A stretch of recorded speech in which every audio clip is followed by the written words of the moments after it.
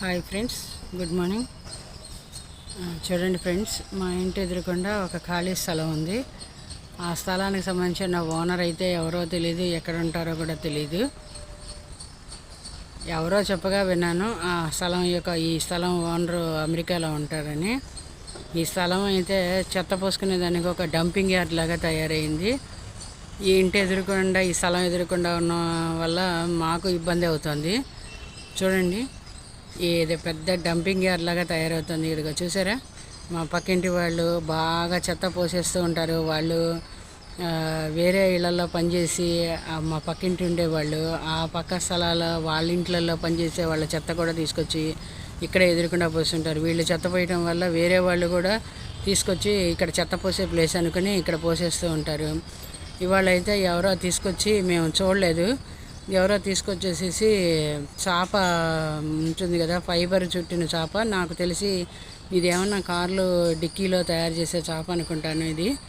ఎందుకంటే ఇప్పుడు నేను వీడియో తీయటం లేట్ అయింది. పైన ఏమో తాటాకుతో అల్లిన ఇది ఉంది, అడుగునంతా.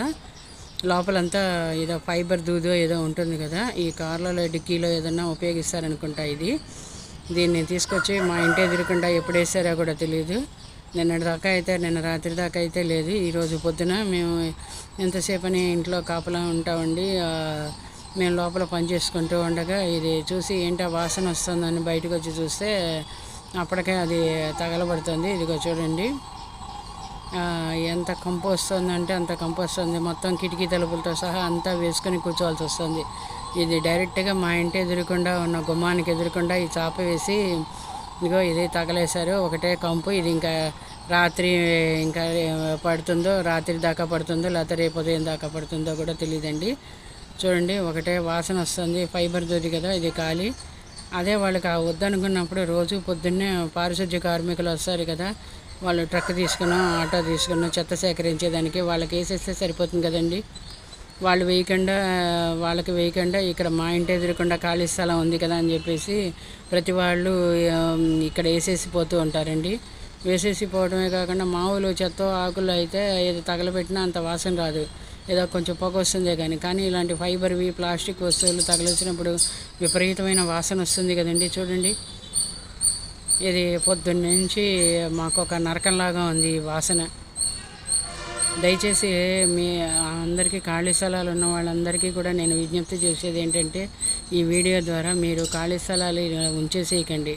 ఉంచేస్తే ఆ తర్వాత మీరు ఇల్లు కట్టుకున్నా లేదా వేరే వాళ్ళకి అమ్మేసినా ఆ స్థలం కలిసి కూడా రాదండి. ఎందుకంటే ఎక్కడ లేని చెత్త అంతా ఇక్కడ తీసుకొచ్చి పడేస్తూ ఉంటారండి. ఎందుకంటే చాలామంది కోరుకుంటారు ఇలా చెత్త పారిశుద్ధ్య కార్మికులకి వేయకుండా ఎక్కడ పడితే అక్కడ పాడేసే అలవాటు ఉన్న వాళ్ళకి.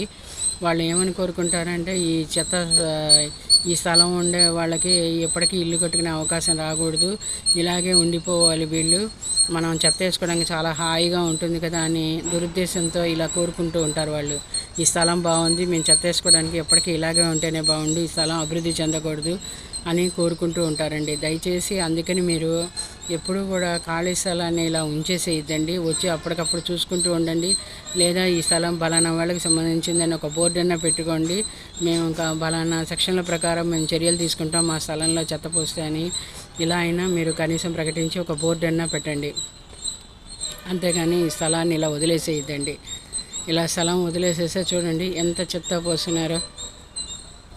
రోజు పారిశుద్ధ్య కార్మికులు ఒక ఆదివారం తప్పితే మిగతా రోజులన్నింటిలోనూ వస్తూనే ఉంటారు. అయినా చూడండి, ఇలాగ వాళ్ళు పనిచేసే ఇళ్లలో చెత్త కూడా తీసుకొచ్చి ఇక్కడ పోసేస్తూ ఉంటారండి. కేవలం వాళ్ళు వచ్చిన టైంలో తీసుకొచ్చి వీళ్ళకి పోయటానికి బద్ధకము, సులువుగా ప్యాకెట్లలో కుక్కేసేసి విసిరేసేస్తూ ఉంటారండి. దయచేసి నేను అందుకనే చెప్పేదండి, ఖాళీ స్థలాన్ని ఇలా వదిలేసుకోవద్దండి. ఏదైనా చిన్న నర్సరీలకు కానీ లేకపోతే ఏదైనా కనీసం అట్లీస్ట్ ఆవులు పెంచుకునే వాళ్ళకో చిన్న షెడ్లకో లేకపోతే ఏదైనా కొంతమంది